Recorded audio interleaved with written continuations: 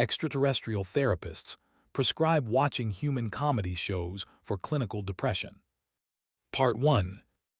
Doctor had been treating depression for 32 years.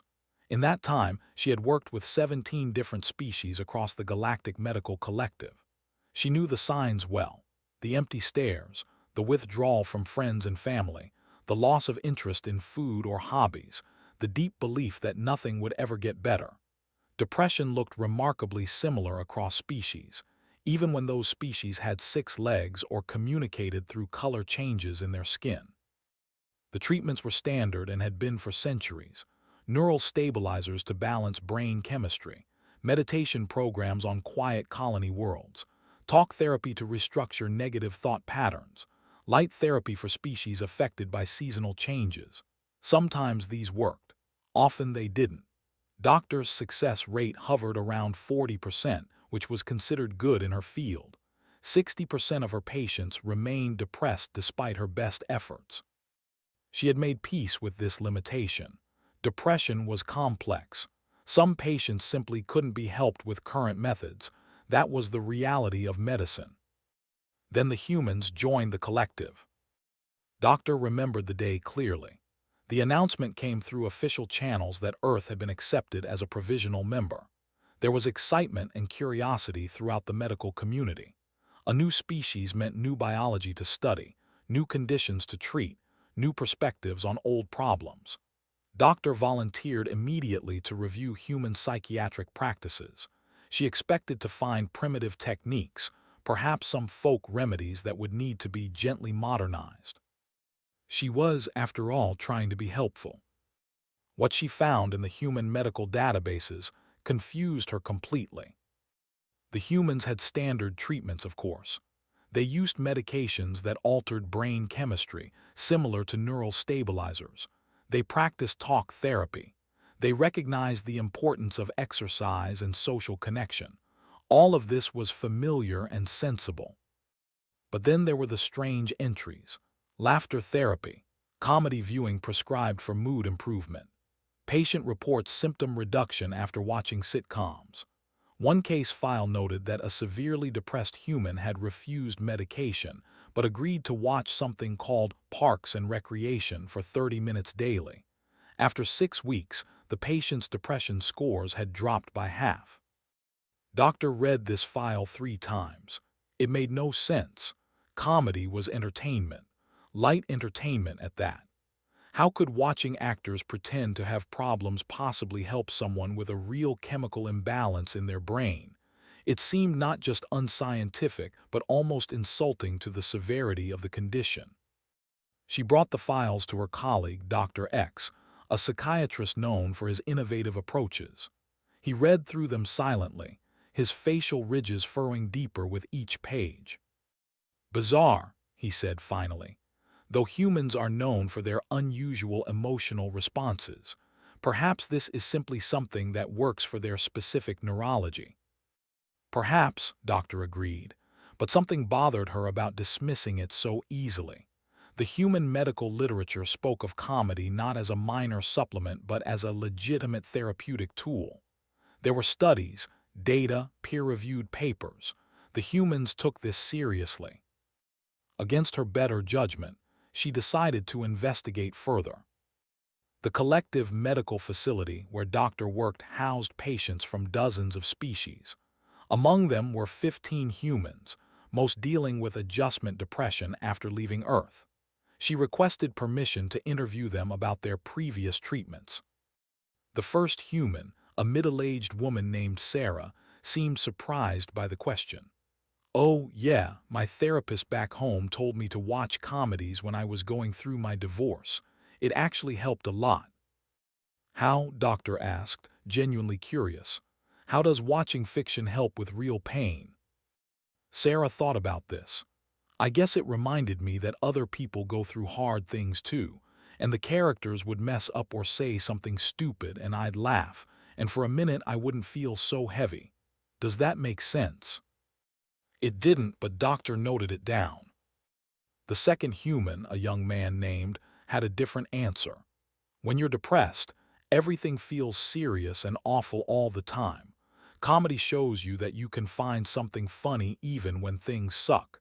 It's like permission to not be miserable every single second. The third human, an elderly man named Robert, said simply, "Makes you remember that life doesn't have to be perfect to be worth living." Doctor compiled her interviews and did something unprecedented. She requested access to Earth's entertainment archives, specifically the sections labeled as comedy.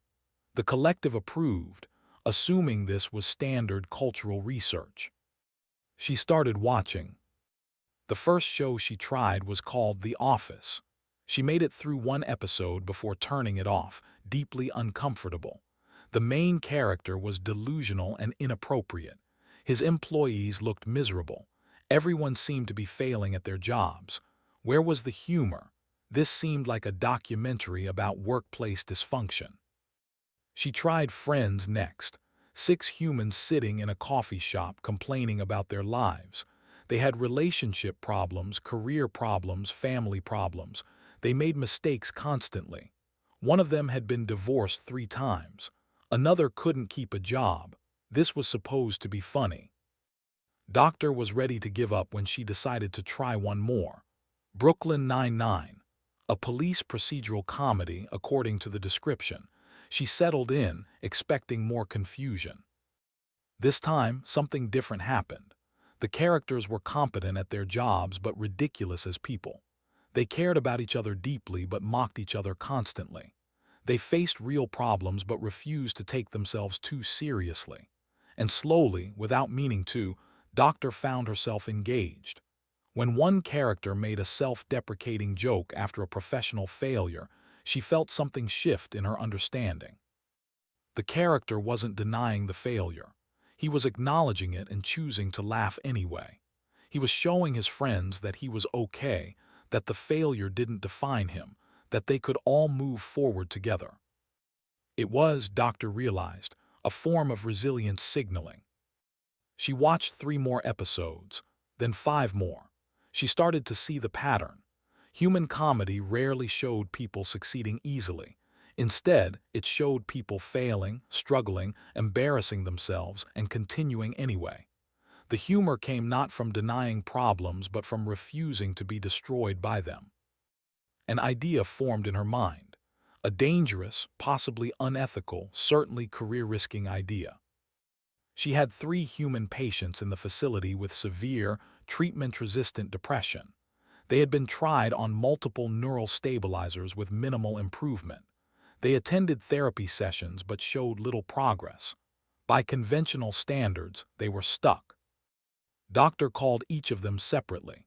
She explained that she wanted to try an experimental treatment based on human cultural practices. 30 minutes of comedy viewing per day, their choice of show, in addition to their current treatment.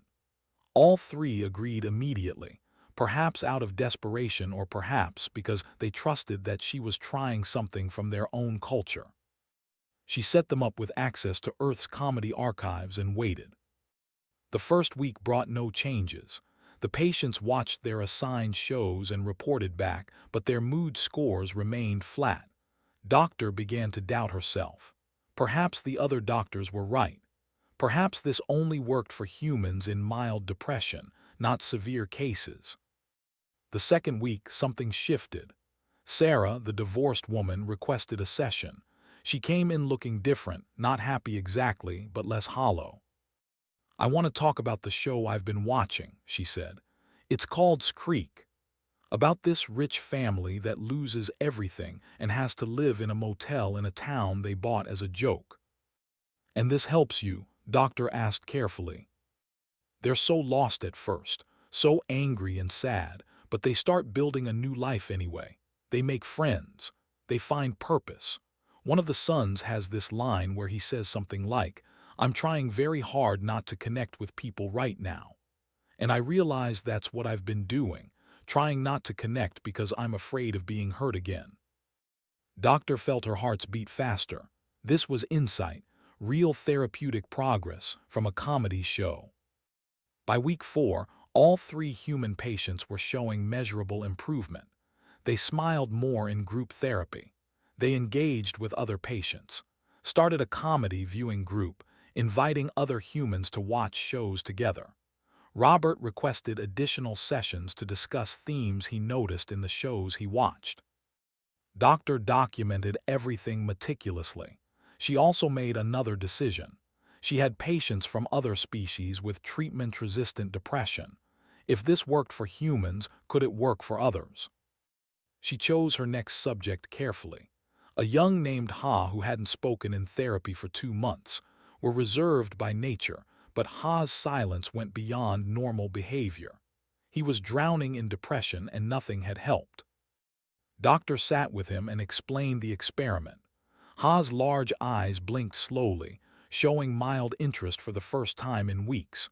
She started him with the good place, thinking the philosophical elements might appeal to sensibilities.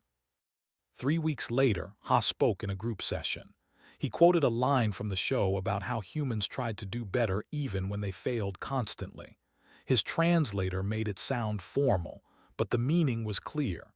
He was trying to say that maybe trying was enough. Doctor realized she was onto something enormous, something that might change treatment protocols across the entire galactic medical collective, something that might help the 60% of patients who never got better. She also realized she was conducting unauthorized cross-species trials with an unproven treatment from a newly joined species. If this went wrong, her career was over. If it went right, she might revolutionize psychiatric care. She decided the risk was worth it. Part 2. Doctor knew she was breaking protocol.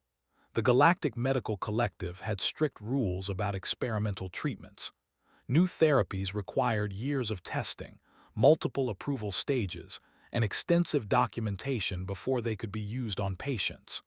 What she was doing, prescribing human entertainment to non-human patients without formal authorization, could get her expelled from the medical community entirely. She did it anyway. Her next subject was L, a male in his middle years, were Doctor's own species, which made this choice particularly risky. If it failed, her peers would know she had experimented on one of their own. L had been depressed for 5 years following the death of his mate. Standard treatments had achieved nothing. He came to sessions, took his medications, and remained utterly empty inside. Doctor chose carefully from the human comedy archives. She selected Ted Lasso, a show about a relentlessly optimistic human coaching a sport he didn't understand in a foreign country. She wasn't sure why she picked it. Something about the premise felt right. Elle watched without comment for 3 weeks. Then, during a session, he said something unexpected. The human in the show, Ted, he's sad too. You can see it underneath. But he keeps being kind to people anyway. Doctor leaned forward. Does that resonate with you? I thought depression meant you couldn't be kind anymore, that you were broken, but maybe you can be both broken and kind. Maybe that's allowed. It was a small breakthrough, but it was real. L started showing up to group therapy again.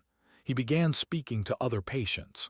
The emptiness in his eyes receded slightly, like fog lifting just enough to see the path ahead.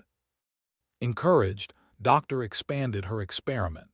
She selected 6 more patients from different species, all with severe, treatment-resistant depression. Each one got a personalized selection of human comedies based on what she thought might reach them. For a who obsessed over rules and order, she chose Parks and Recreation. For L, a warrior whose injuries had ended her career, she selected Brooklyn Nine-Nine. For the others, she tried The Office, Community, Arrested Development, and 30 Rock. The results were chaotic. Had a panic attack during the 2nd episode of Parks and Recreation. She came to Doctor distressed and confused. The woman, she works so hard but everything goes wrong. She breaks rules and ignores proper procedures. This is supposed to be funny. It's terrifying. What if she fails? What if her whole town collapses because she didn't follow the right forms? Doctor had miscalculated, needed structure and predictability. A show about cheerful chaos was the opposite of therapeutic for. She switched her to The Good Place. which at least had clear moral frameworks to discuss. Another patient, a named found Brooklyn Nine-Nine, completely incomprehensible, had strict hierarchical societies where authority was never questioned. The idea of police officers openly mocking their captain, even affectionately, seemed like a sign of societal breakdown.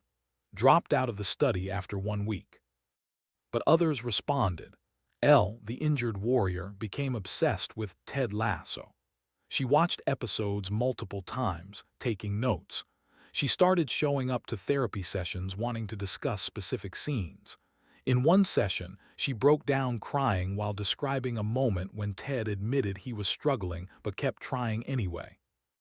"I thought strength meant never showing weakness," Elle said, her voice rough with emotion. "But Ted shows weakness all the time. He admits when he's scared or sad, and somehow that makes him stronger, not weaker.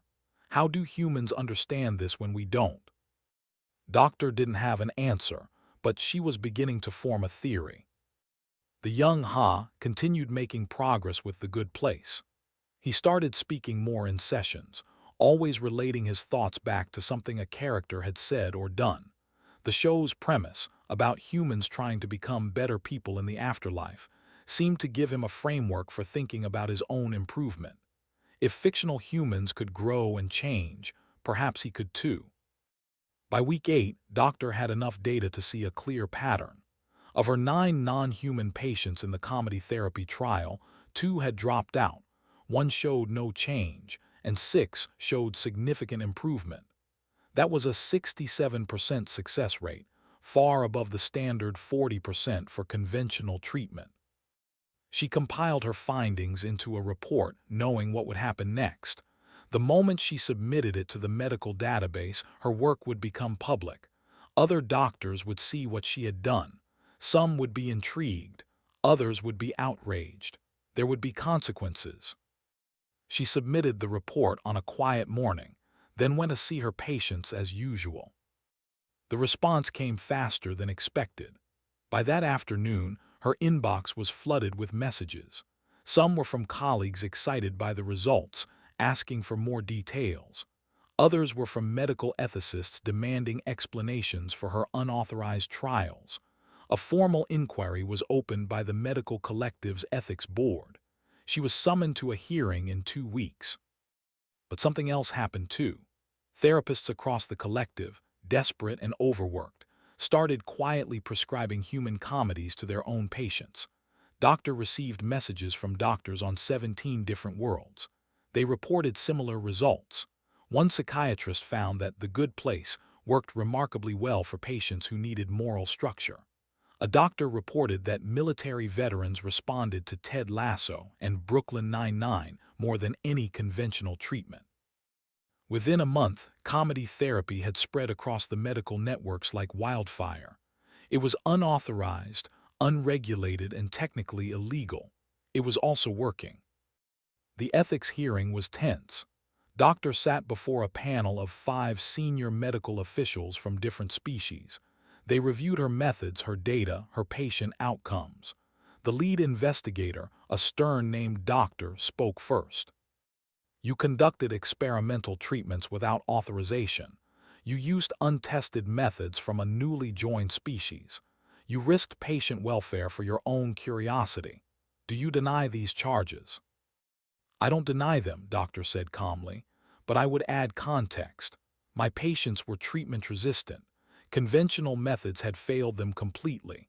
I offered them an alternative based on human medical literature, and I monitored them closely. 6 of 9 showed significant improvement.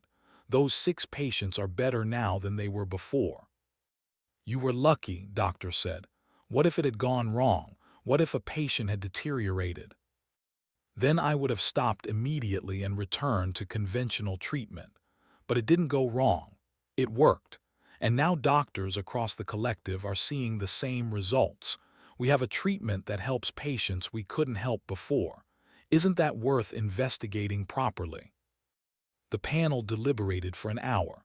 When they returned, Doctor looked tired. "We are issuing you a formal reprimand for violating protocol. However, given the positive outcomes and the widespread adoption of these methods, we are also authorizing a full clinical trial. You will lead it under proper supervision this time. We need to understand why this works and for whom. If comedy therapy is truly effective, it needs to be studied scientifically, not spread through medical gossip. Doctor felt relief and excitement in equal measure. A formal trial meant resources, funding, and legitimacy. It also meant working with humans directly to understand the mechanism behind their strange therapeutic tool. She reached out to Earth's medical community. Within days, she was connected with Dr. Martinez, a human psychologist who specialized in humor therapy. They scheduled a video conference, and Doctor found herself face-to-face with a human for the first time. Dr. Martinez was younger than expected, with dark hair pulled back and warm brown eyes that seemed perpetually amused. She smiled when she saw Doctor. "I heard about your work," Dr. Martinez said. "It's exciting. We've been trying to tell people that comedy helps for decades, but nobody outside Earth took it seriously." "I'm taking it seriously now," Doctor said, "but I don't understand why it works. Can you explain?" Dr. Martinez leaned back in her chair. "It's complicated. Humans evolved in really unstable environments. Predators, natural disasters, social conflicts, constant change. We needed to be able to handle stress without breaking down. Comedy became one of our coping mechanisms." "But comedy makes light of serious things. How is that helpful?" "That's exactly why it's helpful. When you laugh at something, you're acknowledging that it's bad but asserting that it won't destroy you. You're telling yourself and your social group that you're resilient.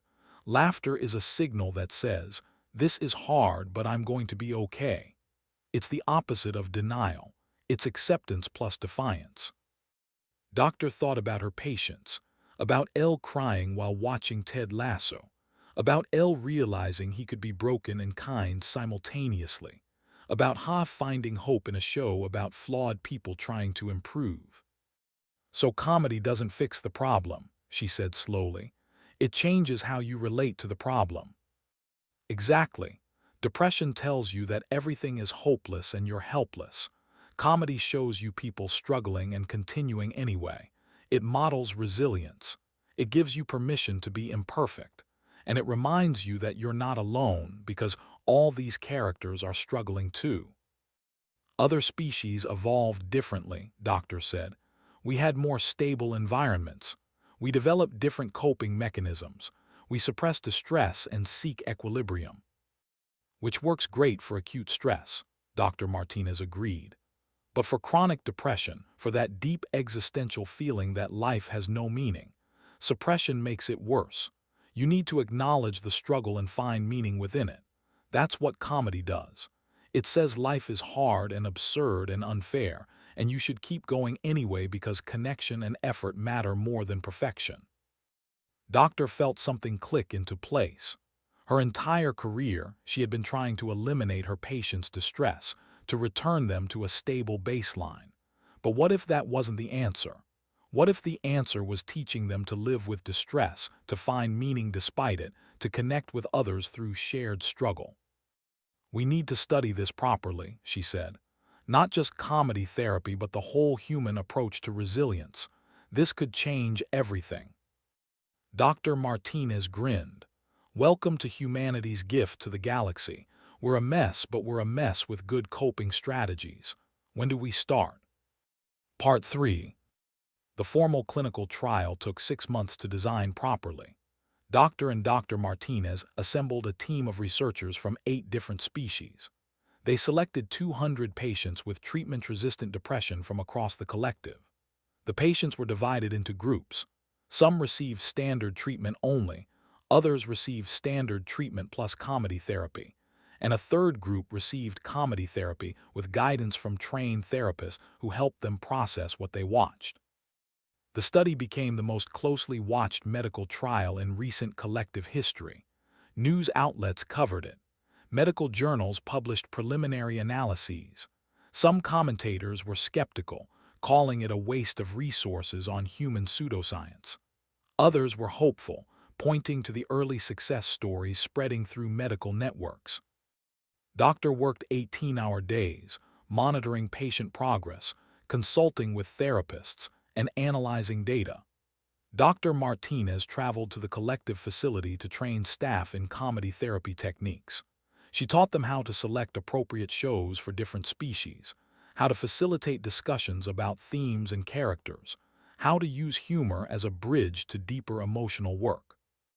The comedy itself isn't magic, Dr. Martinez explained during one training session. It's a tool.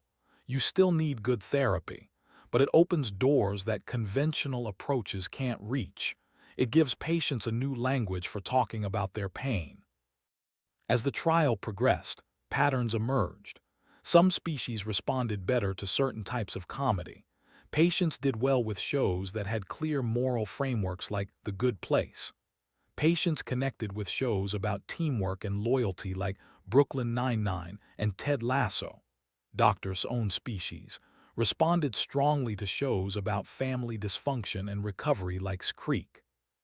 Humans in the trial showed the strongest response, but every species showed improvement over conventional treatment alone.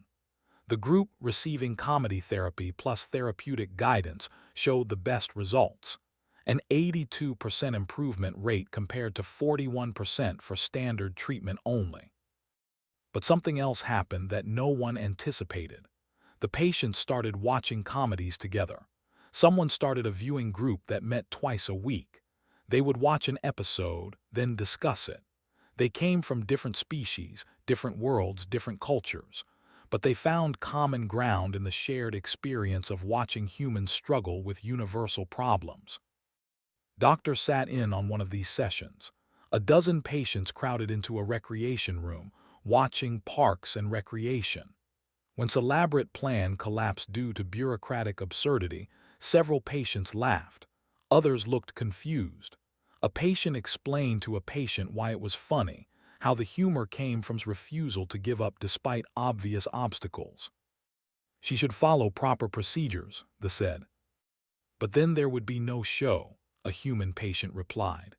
The point is that proper procedures don't always work. Sometimes you have to improvise and hope for the best. That sounds terrifying.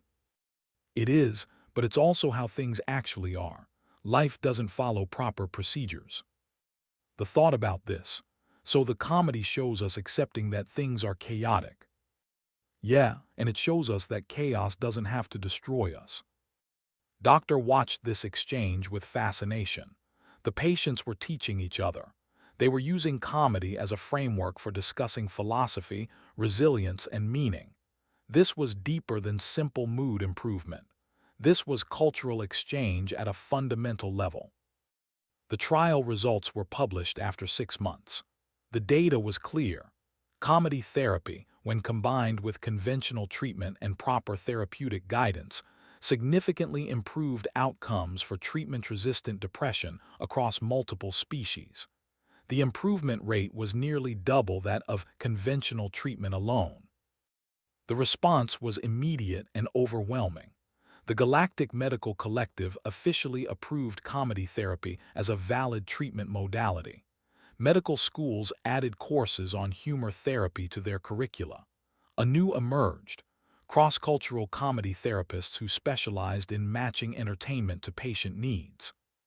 But not everyone was happy.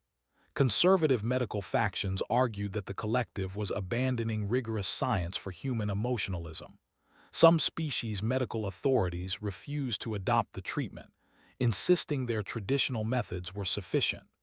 There were opinion pieces claiming that humans were corrupting galactic medicine with their unstable approach to mental health.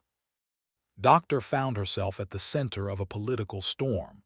She was invited to speak at medical conferences, to defend her work on news programs, to write papers explaining the theoretical framework behind comedy therapy. She became famous, which she hated. She just wanted to treat patients. The real vindication came from an unexpected source. The High Medical Council, known for being the most conservative medical authority in the collective, issued a statement. They had conducted their own study on military veterans with severe depression. Comedy therapy had achieved results that decades of conventional treatment had failed to produce. They were implementing it across all medical facilities. "We do not fully understand the mechanism," their statement read, "but we cannot deny the outcomes. The humans have given us a tool that works. It would be foolish to reject it simply because we didn't discover it ourselves." That statement changed the conversation. If even the admitted comedy therapy was effective, opposition crumbled. Within a year, it was standard practice across most of the collective. Unexpected side effects emerged. Human comedians started touring alien worlds, performing stand-up modified for cross-species audiences. Some shows were disasters, with jokes that simply didn't translate, but others became cultural phenomena. A human comedian named James developed a routine about the absurdity of bureaucracy that resonated with audiences so strongly that his shows sold out months in advance. Human entertainment companies started producing comedies specifically for alien audiences. A show called Galactic Resources, about humans working in an alien corporation, became the most-watched comedy in collective history. It featured human characters navigating bizarre alien workplace customs, while their alien tried to understand human emotional volatility. Both species found it hilarious for different reasons. Doctor watched all of this with mixed feelings. She was proud of the change she had helped create, but she worried about comedy therapy becoming a fad, something people used without understanding its limitations. It wasn't a cure-all. It didn't work for everyone. It required proper guidance and integration with other treatments. She addressed these concerns in an article published in the collective's most prestigious medical journal. "Comedy therapy is a tool, not a miracle," she wrote. "It works best when used thoughtfully, as part of comprehensive treatment. It helps patients reframe their relationship with suffering, but it doesn't eliminate suffering. We must be careful not to oversimplify or overprescribe." Dr. Martinez sent her a message after the article published. "You're right to be cautious. Back on Earth, we learned the hard way that laughter alone doesn't fix everything. It's one tool among many. The key is using it wisely." 2 years after the initial trial, Doctor took stock of what had changed. Depression treatment success rates across the collective had improved from 40% to 68%. That meant millions of patients who would have remained depressed were now functioning, engaged, and hopeful. New research was exploring how human comedy worked, what neural pathways it activated, why it was effective across species. But the biggest change was cultural. Species across the collective were having conversations about resilience, imperfection, and meaning that they had never had before. Human philosophy, which emphasized finding purpose despite chaos, was influencing other species' approaches to life. The idea that you could be broken and still valuable, that failure didn't define you, that laughter could coexist with pain, these concepts were spreading. Doctor still saw patients regularly. Her practice had changed. She still used neural stabilizers and cognitive therapy, but now she also had a viewing room. Patients gathered there weekly to watch shows together, to discuss themes, to laugh or not as they chose.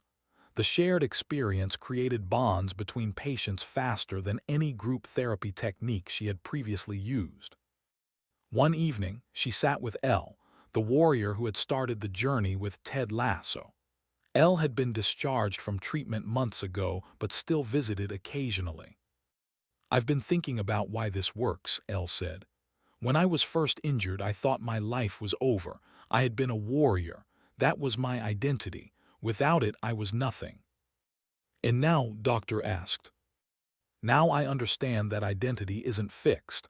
I watched those humans on the show fail and change and become new versions of themselves. Ted wasn't just a coach. He was someone who struggled with divorce and panic attacks and doubt. But he kept trying. He kept being kind. He kept believing things could get better even when they obviously weren't going to.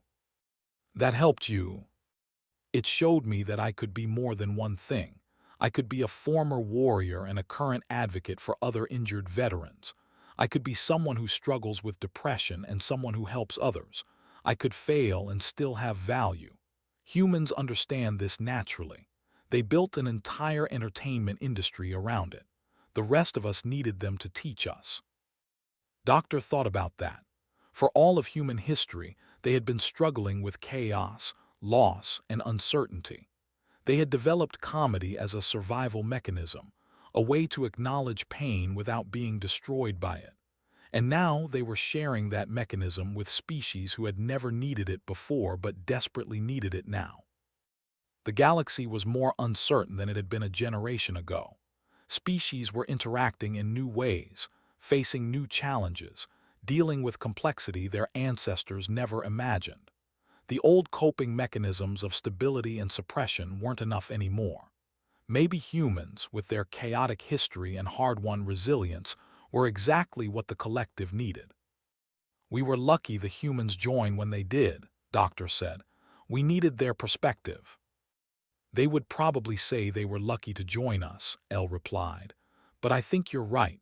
They gave us something we didn't know we were missing: permission to be imperfect, acknowledgement that life is hard, and the reminder that we don't have to face it alone. As Elle left, Doctor pulled up her patient schedule for the next day. 14 appointments, 6 species represented, most with depression or anxiety disorders. 2 years ago, she would have felt discouraged, knowing that at least half would show minimal improvement. Now she felt hopeful, not because she had a cure, but because she had better tools, because she could show her patients that struggle didn't mean failure, because she could prescribe them episodes of Brooklyn Nine-Nine, or The Good Place, or Skreek, and watch them slowly realize that they weren't alone in their suffering. The humans had been generous with their gift. They had taken their own pain, their own chaos, their own hard-won wisdom about surviving in an unpredictable universe, and they had packaged it into stories that made people laugh. And in laughing, people found permission to keep trying, to be imperfect, to connect with others despite their flaws, to believe that meaning existed even in the midst of absurdity. Across the galaxy, in waiting rooms and therapy centers and viewing rooms, patients from dozens of species gathered to watch humans fail and persist. They watched fictional people struggle with depression, anxiety, loss, and uncertainty. They watched those fictional people find connection and purpose anyway. And slowly, they learned that they could do the same. The revolution wasn't that humans were immune to suffering. They suffered constantly, perhaps more than most species given their emotional volatility. The revolution was that they had learned to suffer together, to find humor in the darkness, to keep trying even when trying seemed pointless. They had built an entire culture around the idea that life didn't have to be perfect to be worth living. And now that idea was spreading across the stars, one episode at a time.